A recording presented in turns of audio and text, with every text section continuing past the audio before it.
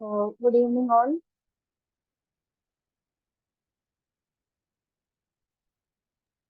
Good evening, ma'am. Yeah, very good Good evening, evening. ma'am. So, is the screen visible? Yes, Okay, and is my Yes. voice clear? yes, ma'am. Okay, No, thank you yeah, so yeah. much. Um, I can see very hardly few participants there. So can we wait for no like 2 or 3 more minutes before we start today's session? In the meantime, what we can do is no like let's go through a quick revision or like let's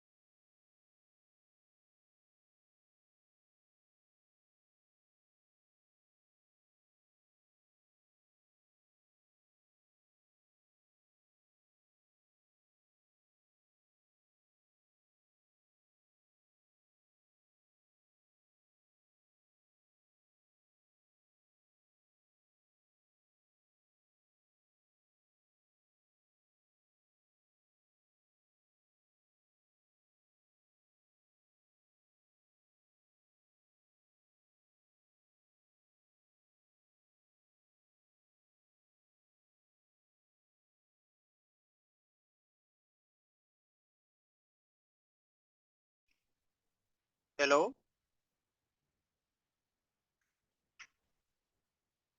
Hello? Yeah, is my voice audible? Yeah, Hello, now audible. Lavanya. Yeah, okay, fine, fine. Uh, so let me start. I mean, where I was stuck up because no, like I was talking for some time. I don't know, like where I got stuck up. Can you guys help me out?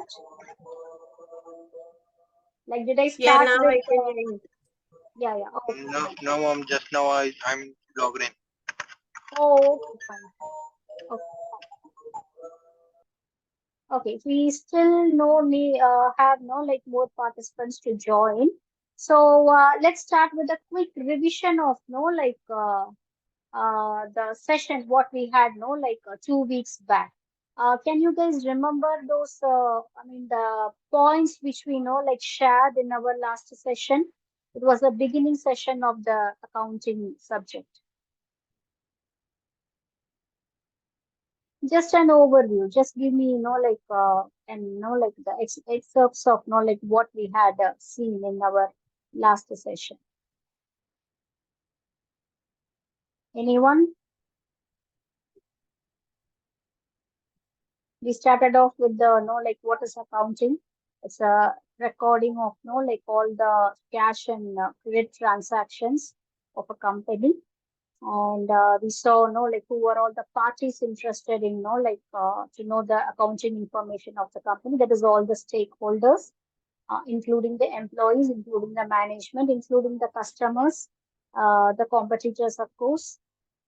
And then why do we why an organization need to maintain like accounts. So this is for to know like uh, to keep an idea about what is the current financial position of the company.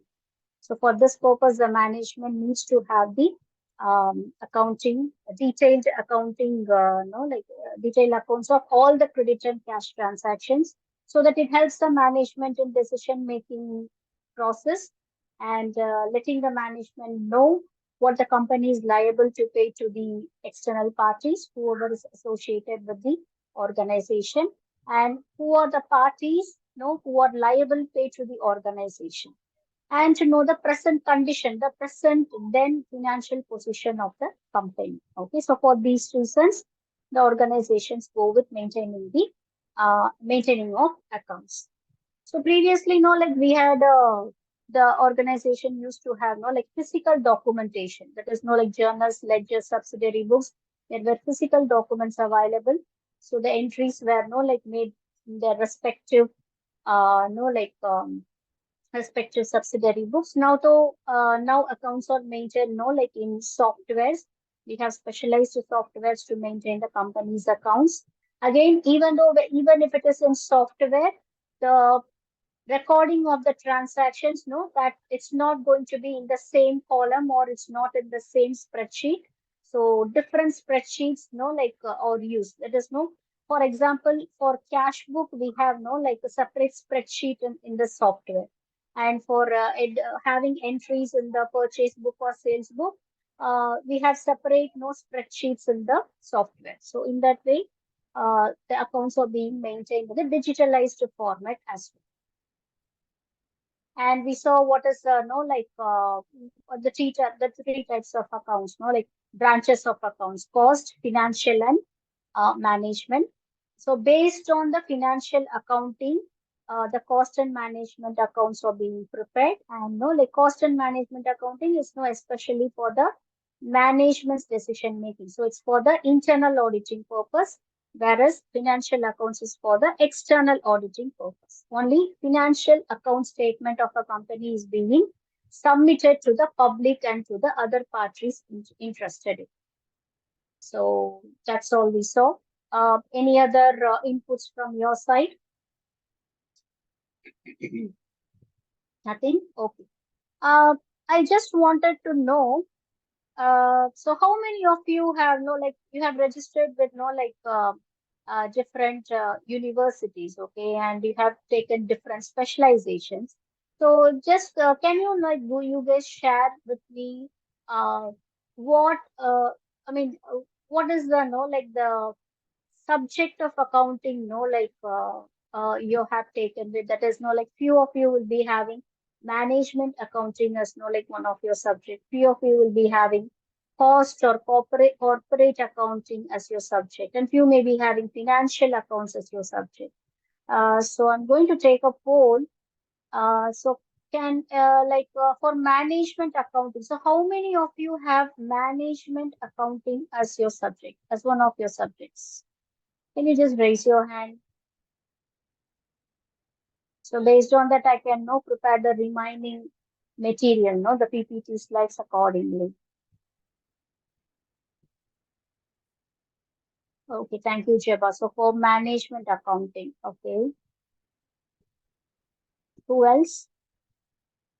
You can or otherwise know like if anybody is having no like the combined type, that is financial and management accounting or cost and management accounting or cost and financial accounting, you can just type in the chat box.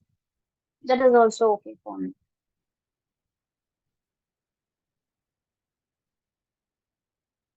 So as of now, for management accounting, we have only one participant, Jeba. Okay. So anyone for have financial accounts as one of your subject, financial accounts?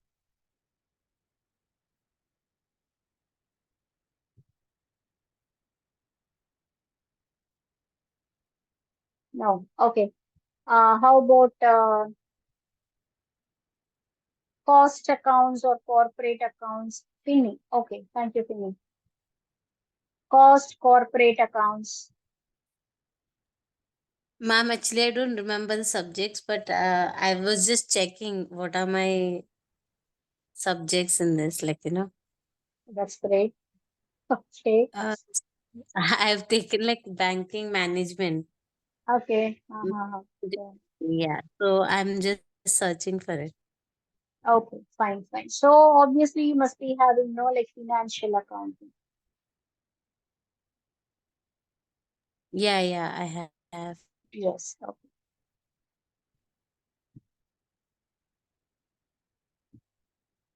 So anyone else?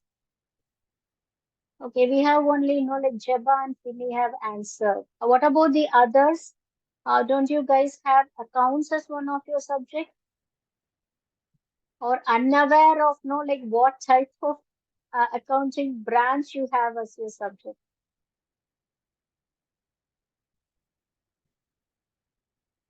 Okay. So anyhow, we will be no like the sessions will be the combination of all three. But before moving into the calculations or the transaction view of management and the cost accounting, we first need to have the clear idea about what a financial statement is, because based on the financial statement, based on the final accounts, the management accounting concepts and cost accounting concepts will be laid on. Okay. So first, we will know like from next session onwards, I will be letting you know how the financial transaction, that is the financial accounting transactions are being entered into subsidiary books. So what kind of transaction goes to which book, which subsidiary book, whether it is to the cash book or to the purchase or sales, purchase returns, sales returns. If it is a cash purchase, like what kind of books has to be maintained. If it's credit purchase, where it has to, where the transaction has to be entered, and the other transactions which doesn't come under any of these category, the miscellaneous transactions. So where that has to be, like recorded. So that we will be seeing from the next session. That is from the next session onwards, we will be, diving deeper into the financial accounting concepts and know how to know make an entry in the financial accounting books. Okay. So after the completion of the preparation of final accounts, then we will be based on the result from the final accounts, we will be taking sessions on going with the sessions on management accounting and cost accounting. So that will be the no the learning event for this particular accounting session. Okay, so let's start. So before moving into the core concept of financial accounting. So we can just have the basic theoretical part of the management accounting concept. See, management accounting concept is it's a base for all types of accounting branches. So it not only confines only to the management accounting, but for all, for cost accounting or for the financial accounting. So it serves as the basic concept, basic aspect. Okay, so let's first see about the accounting concepts and principles, then classification of accounts, and then know what is bookkeeping all about. So shall we start? So, okay, we have enough participants. Okay, here we have. So accounting concepts is there are not 10 accounting concepts, and so based on these concepts and principles, the transactions are being entered strictly based on these principles. Okay, so first one is business entity concept. That is, the organization is considered as a separate business entity, though an investor or the CEO of the company or the boss or the president of the company, whoever it is, the main investor of the company has invested in the company. That is, uh, like the person has incurred the share capital, the main capital of the company. He is not or she is not seen as the business entity. Okay, his or her own accounting, that the what do you say, not the bank accounts details of not that particular person who has incurred the capital in the organization. So that is seen different, and the business transactions is seen completely different. Okay, so the financial transactions are completely based on the transactions which happens in the business, and it doesn't have any relation with the bank balance of the investor. So that is the business entity concept. And other than that, it's otherwise called as going concern. I mean, going concern, we have another example. So business is separate. The investors' personal account is separate. Then historical cost. Historical cost is something, this principle, makes you understand that the original cost of the transaction. For example, if a machinery is purchased for 10 lakhs rupees, uh, say 10 days back by the organization. So by the time it could have been done as a credit purchase. That is, the cash wouldn't have been paid by the time of the transaction when the machine has been purchased. The organization would have promised the supplier that the payment would be done in another 1 week or 10 days time or 15 days time. So the transaction has taken place, credit transaction has taken place, not the cash transaction, and the product has no moved from its original location to the destination. Okay, so that would be recorded within that 10 days or within that 15 days. The price of the machine may go up or may go down. So that doesn't matter, and that is not taken into consideration while entering the accounts. Okay. So whatever is promised during the original transaction, whether it is cash or credit, whatever is promised, so that is taken into consideration. That is the historical cost concept. Then money measurement concept. Everything which has a monetary value to it is being recorded as the is being recorded in the financial statements, in all the accounting statements.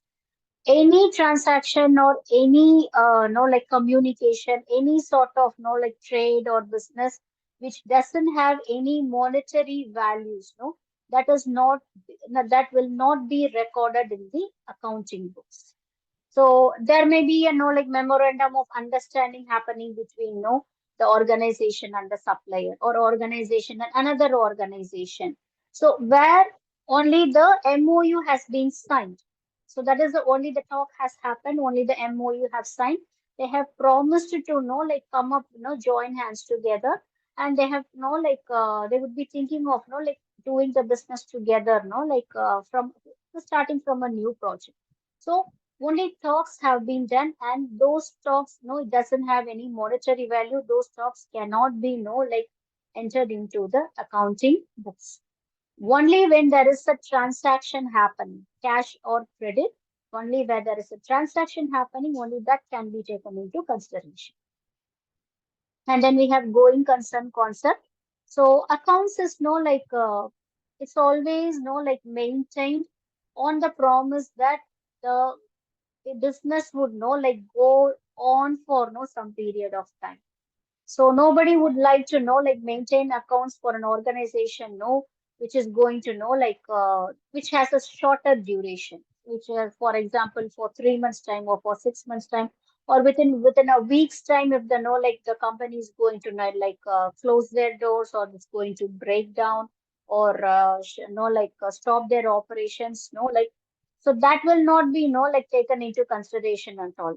So always the accounts are maintained in the way that believing that in a belief that the organization would know like survive for a longer duration of time. And then we have dual aspect concept. Dual aspect is something wherever there is an no like input, there will be an output. Wherever there is a no like incoming of material or incoming of cash, there will be a corresponding cash or corresponding product going out from the organization. So whenever there is a debit, there is always a corresponding credit. Same way, whenever there is a credit, there will be a corresponding debit. That is a dual aspect concept. Revenue realization. So again, the ownership of the product, no, like once it is no like it is no like shifted from one point, that is the place of origin to the place of destination. So the ownership of the product, no, it's not transferred from buyer to the seller during the sale.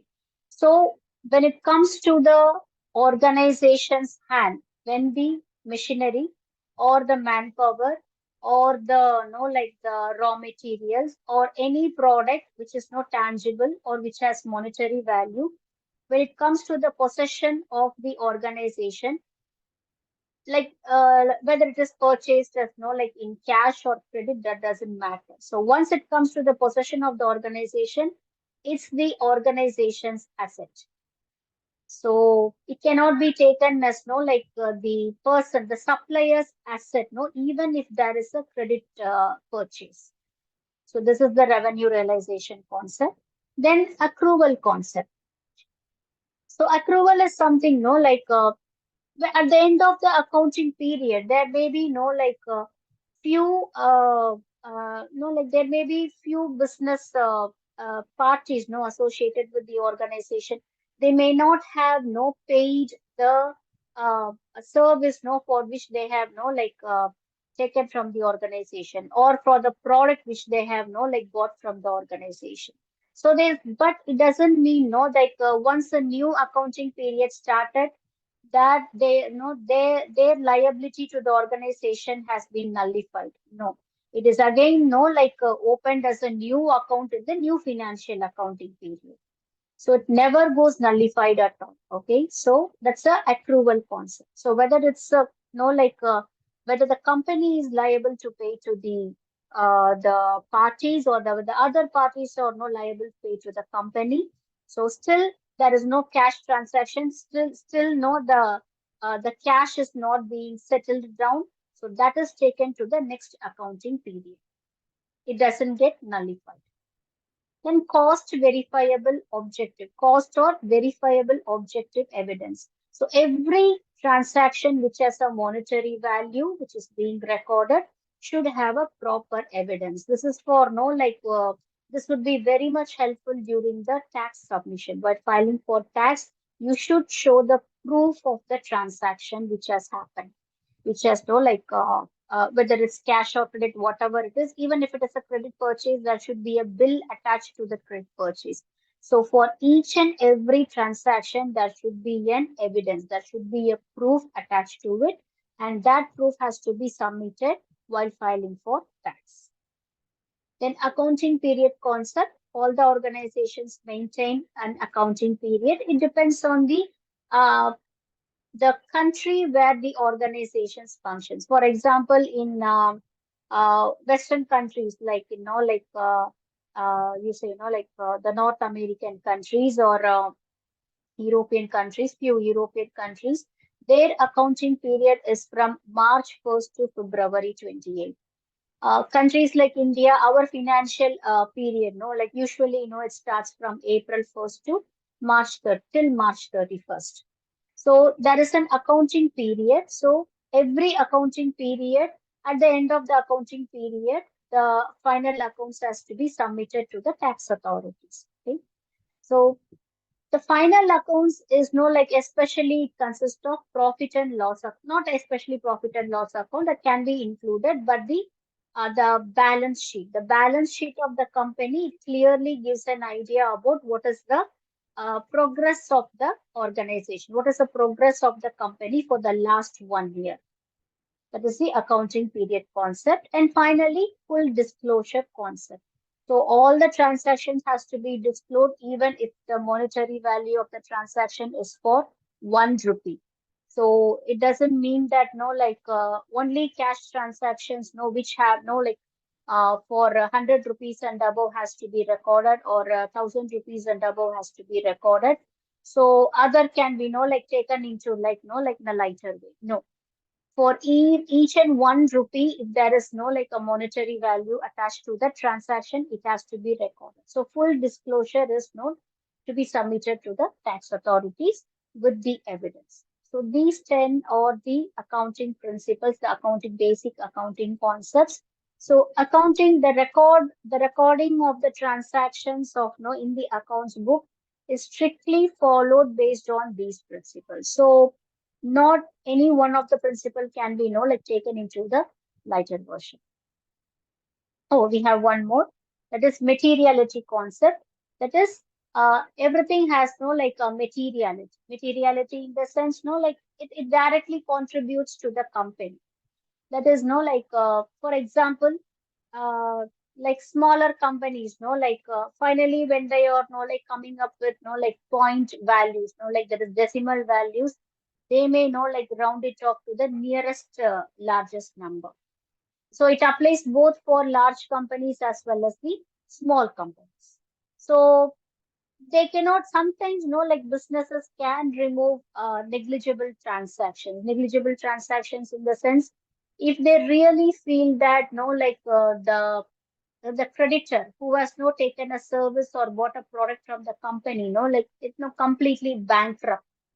In that case, there is no way the creditor can pay back the money to the organization. So in that case, it's upon the management decision like whether it can be nullified in the account so that they can remove the negligible transactions. So that is the materiality concept. So based on these concepts, strictly based on these principles, the recording of the transactions will take place. It has to take place. Okay, so now we are coming to the type of accounts. So personal, real, and nominal accounts. So personal accounts, we have no subclassification, natural person, artificial person, and representative person. Real accounts, we have tangible and intangible, which is very easy to understand. And then we have nominal accounts. So first, we can see about the personal accounts. So personal accounts, if it is a natural personal account, it directly refers to one single individual. That is Ravi's account, Raju's account, or Mr. Mehta's account, or Mr. Sangvi's account. So particularly to one person. So that person is associated with the organization in in a way. That is the raw materials. They can be a raw material supplier, or they would have supplied something to the organization, or the organization would have supplied the product or the service to that single individual. So if the accounting transaction with that individual is to be maintained, it comes under natural person's account. Then artificial person is the company, that is the organization's association with the other organizations or other companies, not with the single individual, but with the company. So that is artificial person's accounts. Then representative personal account. So that is something, for what reason the transaction has taken place, under what heading. So under what reason the transaction has taken place. What is the purpose of the transaction? So when that is being recorded, that comes under representative personal. So we have no like accounting rules for all these no like accounts. So for personal accounts, the accounting rule is debit is the receiver and credit is the giver. So receiver always no they are mentioned as debit, and the giver, the supplier, they are always no mentioned as credit. And then we have real accounts, second type. So we know what is tangible and intangible. So a tangible is something no like which has physical existence. It can be touched, it can be seen with any, or no like it can be felt with any of our no like five senses.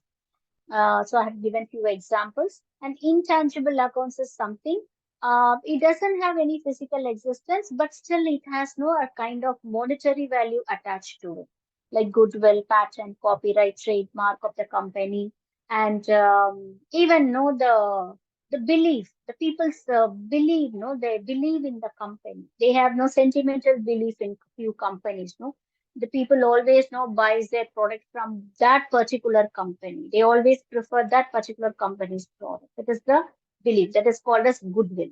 So that has a monetary value. Okay, but though it has a monetary value, it has no physical existence. So those things comes under intangible accounts. So here in intangible and tangible accounts, that is in the real accounts, the rule is, the account rule is debit what comes into the business and credit what goes out of the business. So these accounting rules you have to know, like remember, you have to know, keep it in your mind very carefully, because this would be no, this would be helping you while no like recording the transactions. And then nominal accounts. Nominal accounts is no like the other miscellaneous accounts like rent, commission, salary, whatever is no like going out of the company, no like and no whatever no comes into the company. So those things comes under nominal account. So the nominal account rule is debit all the expenses and losses and credit all the incomes and gains of the business. So we have three rules. Personal account rule is debit the receiver, credit the giver, and real accounts rule is debit what comes in, credit what goes out, and nominal account rule is debit all the expenses and losses, credit all the incomes and gains. So is it clear? Yes, ma'am. Okay. So bookkeeping. Bookkeeping is nothing but no recording of the transactions in the subsidiary books. So we will speak about what is subsidiary books and no, what are the types of subsidiary books. So we cannot record all the transaction in one single book, one single journal. Okay, so it's very difficult known to trace out one particular transaction. So that's the reason, no, like the usually, no, for maintaining the accounts of the company, uh, we have as an accounting rule, no, we have no like different subsidiary books. And cash book, all the cash transactions are recorded in the cash book. Whatever, if a purchase is made as a cash purchase, it is now recorded in the cash book. If there is a cash sale, that is recorded in the cash book. And no like all the no like cash expenses and cash incomes, everything is recorded in the cash book. But in case of credit purchases, it is recorded in the purchase book. And in case of credit sales, it is recorded in the sales. So this is not accordingly, no, like it depends upon the transaction, the nature of transaction which has taken place. The transactions are recorded in their corresponding subsidiary books. So this is called bookkeeping. So once all the transactions are entered in the subsidiary books, finally all the transactions are consolidated and the trial balance is prepared. Okay. So trial balance know like lets the organization know that what is the current position of the financial position of the organization. That is, what are the assets no available right now? What are the tangible assets available? What are the intangible assets available? So how much has been no like that is no like in a monetary value. How much has been has to come to the company, and how much the company is liable to pay to the other parties. Who are those other parties? How much money is payable to each and every party, and so all those things. The current position of the organization. So that this trial balance will give a limelight to the management. So trial balance can be prepared at any time. It doesn't have any specific accounting period. It doesn't have any particular time or nothing. Nothing is so whatever transactions has been entered in the subsidiary book. So everything is consolidated, and it's listed out in the trial balance. And then based on the trial result of the trial balance, profit and loss accounts is calculated. So with that, the company will know coming to know what is whether the company has met any profit or loss in the for past few days or few weeks or whatever. Then, based on trial balance and profit and loss account, the final accounts, that is the balance sheet, is prepared. So only this balance sheet is being submitted to that is published to the external parties. Trial balance and profit and loss account, so that is for again for the internal purpose, that's for the management and the internal parties, the departmental heads and the workers supervisor or whatever. Whereas balance sheet is for the external parties. So objectives of bookkeeping, the primary objective is to record all the transactions in the systematic manner, that is in the chronological order. Here the date-wise the transactions are being entered. And to provide financial information, detect errors and frauds. See, accounts sometimes may be of a company may be maintained by two or more employees. So imagine somewhat bigger companies, very difficult for one single accountant to maintain all the transactions. Okay, so in that case, more than one employee would be made to maintain the complete accounts of the company. So in those cases, there is a chance for errors, or there is a chance for fraudulent errors, fraudulent entries to happen. So easily it can be traceable by the other person. So if there is one entry, fraudulent entry, or if there is an error entry, it can be easily traceable by the other person who is also taking care of the accounts. So that is to detect the errors and frauds, to know the financial position, the present financial position of the company, and to determine the tax liability. So how much the company is liable to pay as a tax to the government. So these are the main objectives of bookkeeping. Okay, so hope I am clear about this. Yeah. Yes, ma'am, it's clear. Oh, fine, good.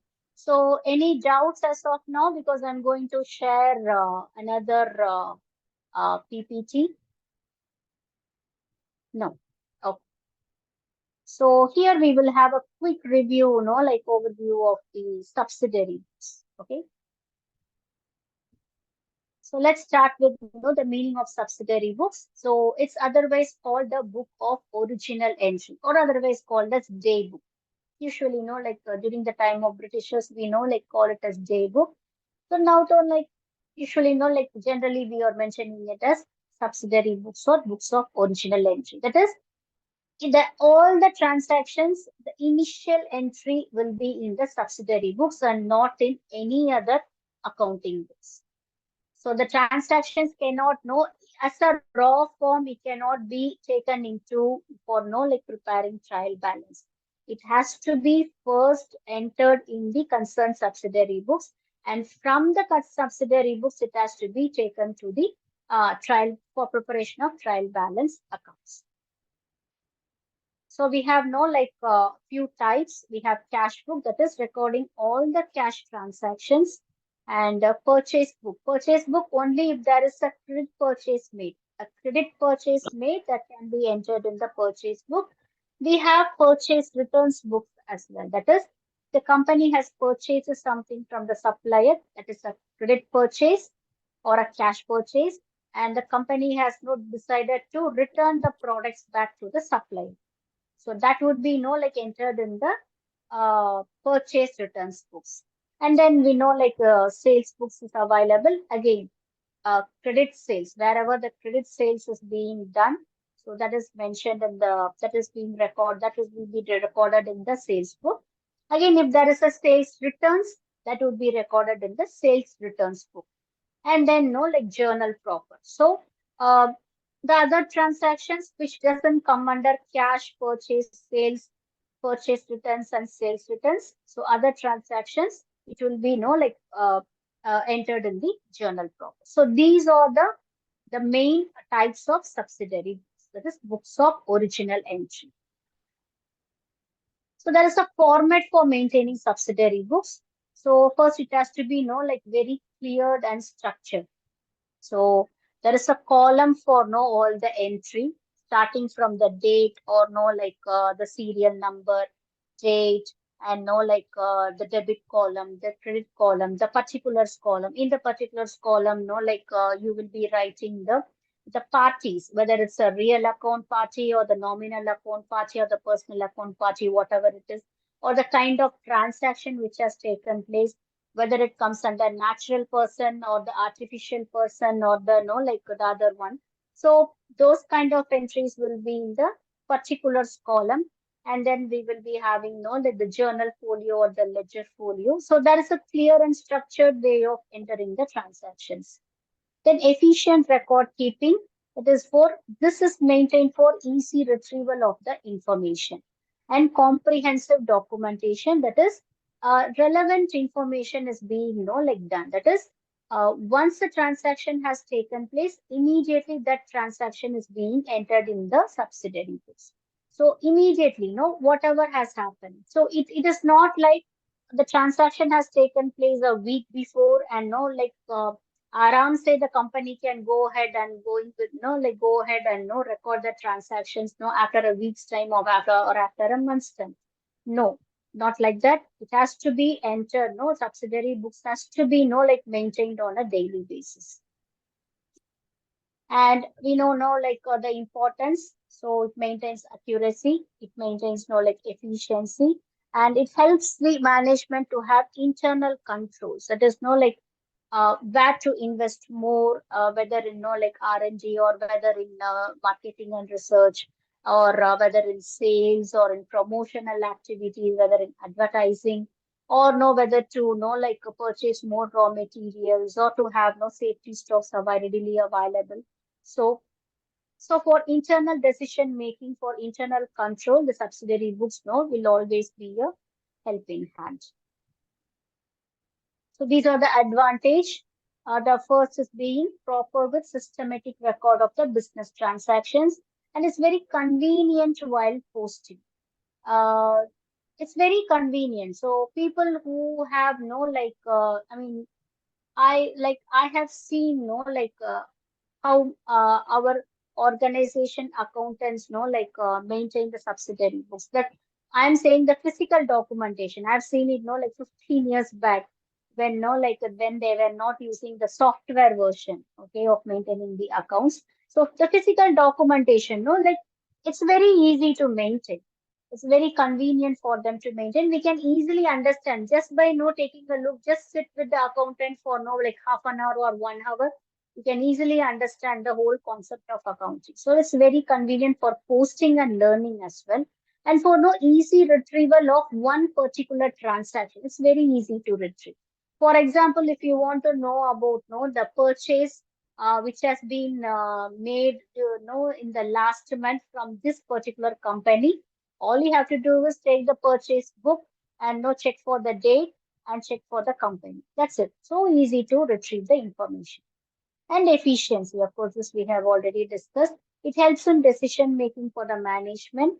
And of course, there are some frauds are prevented, because not only one person will be like entitled with the preparation of accounts. Even if there is only one person entitled with the preparation of accounts, finally, when submitting it to the tax authorities or for the auditing team, the auditing team will anyhow find out if there is any fraudulent entry or any error mistake done.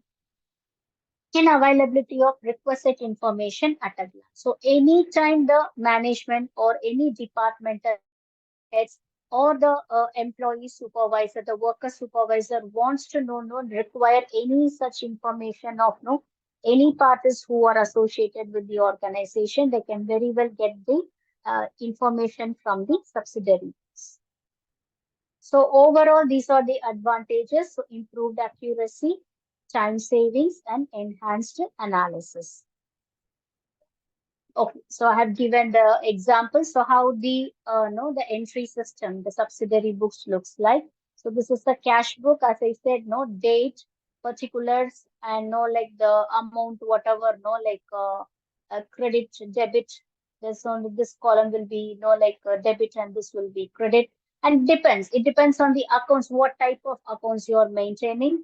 And again, no, all the particulars will be returned here, and the final amount will be returned here. There will be a space for ledger, folio, and all. And purchase book. So this is the purchase book. The invoice number, the bill number, ledger folio. Ledger folio is something that when you're no like taking the transactions and no like entering in the ledger, you're consolidating everything and entering in the ledger. So for each and every transaction, the ledger, there would be a separate pages in the ledger. So here the transactions will be entered as no like ABC company. The next would be no like XYZ company, and then would be LMS company. But in Ledger, you cannot know keep on adding it everything in a single page. In Ledger, no one particular page only will be dedicated only for ABC company. So that ABC company entered information, it would be on one particular ledger page number. So that page number would be like entered here in the ledger folio. So it's very easy to know, like retrieve the cross-check the information and retrieve the information. And then sales, that is the sales book. Okay, so these are the particulars and details. Of course, there are no like few limitations or challenges in maintaining. That is, potential errors, no like may happen. Even an expert in accounts, no like sometimes no like errors may happen, but no problem. It can be easily rectified before submitting to the tax authorities. That's why no the auditing team no will always be helping. And it's always good for no the company to have no like more than one accountants, because no like any fraudulent transaction, or I mean any fraudulent entry of a transaction, or any error entry of a transaction, it can be easily traceable. Then regular updates and reconciliation required. So it has to be updated on a daily basis. As I said, a transaction which has happened long before cannot be recorded no very recently. It has to be recorded then and there on the daily basis. So that is always no convenient no for maintaining the accounts. So this is all about no like we have almost no like completed the basic theory part of the accounting and its related concepts. Okay, so from next session onwards, we will be looking on how to make entry in the subsidiary books. So there will be a list of no like examples, no like entries or examples of transactions which has taken place. So we are going to read and analyze each and every transaction. So accordingly, we will be no like recording it in the uh, respected subsidiary books. Okay, so based on the subsidiary books recordings, we will be taking those recordings to the trial balance account, preparing the trial balance. And from that, the result of the trial balance, we will be preparing the profit and loss account, and finally the balance sheet, which is considered as the final accounts. Okay, so as of now, this session, the basic theory part is over. So any doubts as of now? No, ma'am. Oh, all clear. Okay, good. We'll get the PDF for this, right? Yeah, of course. Yeah.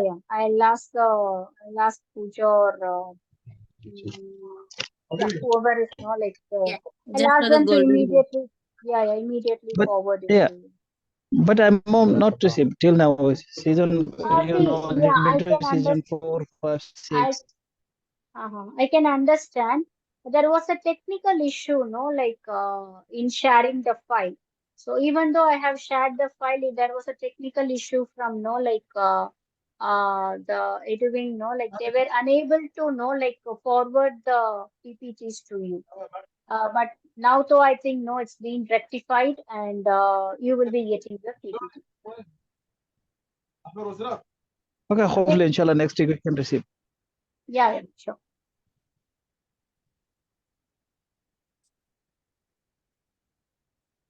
So if there is no doubts, we can know like very well we can know wind up the class. So happy weekend to you.